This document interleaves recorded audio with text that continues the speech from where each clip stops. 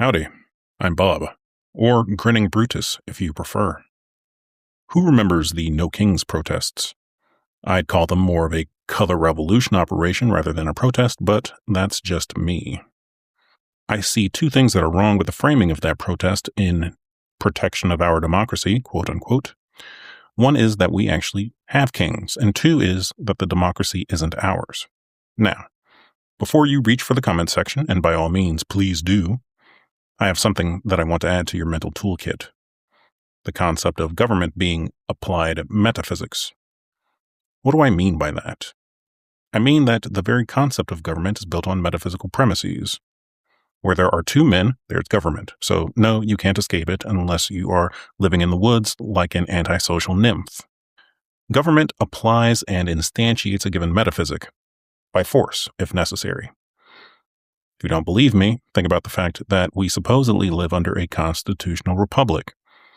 Yet the text of the Constitution no longer has to change for the application of the Constitution to change. We haven't had a change to the Constitution since the 90s, and now we have AI. Don't you think that warrants a change? An amendment? The reason that the Constitution no longer has to change is because the text matters less than the metaphysical premises being filtered through whomever holds office. More on that in future videos. But for now, let's look at the Constitution itself. Why is it even written down in the first place? It sounds silly until you realize that England ran 4 centuries without one, governed by accumulated custom, and still does. The founders deliberately broke with that practice because writing a standard down makes a few strict claims about reality. 1, that there is an objective standard. 2, that it is accessible to whoever reads it, which is why it's not written in something like Latin. And 3, the officer applying it can be measured against it, meaning that he can be wrong and he can be corrected or even punished, hypothetically. Compare that with the living constitutionalism that we see today. This is more of an ends justify the means framework where the standard lives entirely in the mind of the bench, what we might call the mens rea of the judge. And yes, that means I am calling them guilty by design. There's nothing for the words to correspond to until a court announces which parts it will emphasize and which parts it will ignore.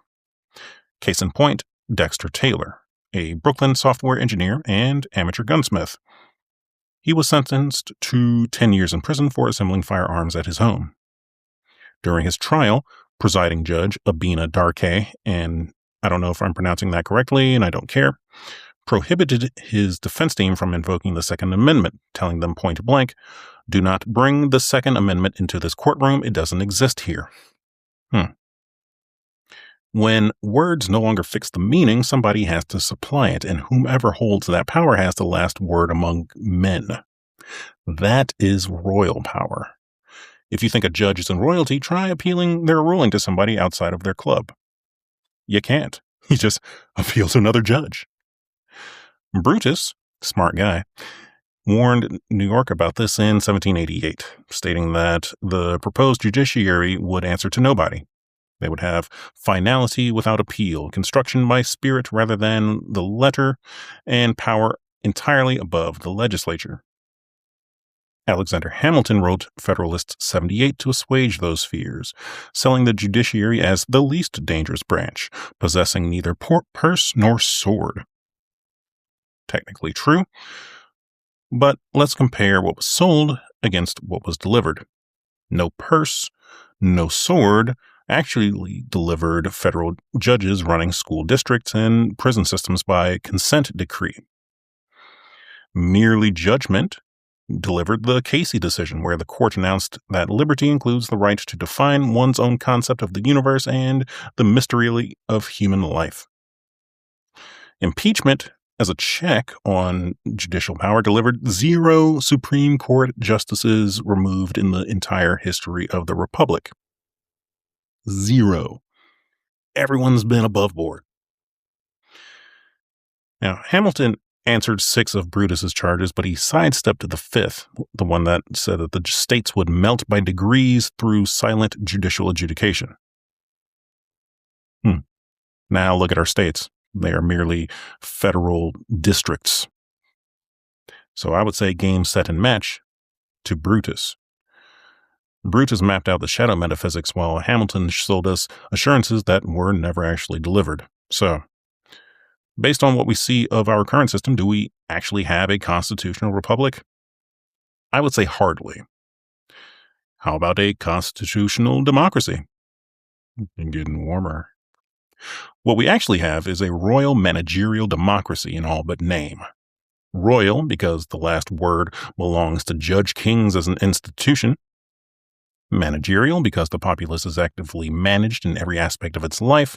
And democracy because the managed populace votes to choose some of its managers and to make the choices its managers actually permit. So you can choose whether you want an Axon camera or a flock scanner watching your morning commute. Yay for democracy. In other words, the Constitution still exists as a husk. Federal officers tiptoe around it, pay lip service while they call the subversion of constitutional limits administrative efficiency, all whilst the people remain sovereign the same way that René Magritte's painting of a smoking pipe is a pipe, in name only. So, to return to where we started and to our little pun, 9 kings, haha, get it, German, more like 9 kings of the Supreme Court. And back to the 2 things that were wrong with the framing of no kings, because we have kings and democracy isn't ours. If we hope to actually make changes to our current predicament, we have to understand that our common terms are wildly inaccurate, and you can't fight what you can't name. Until next time, Godspeed.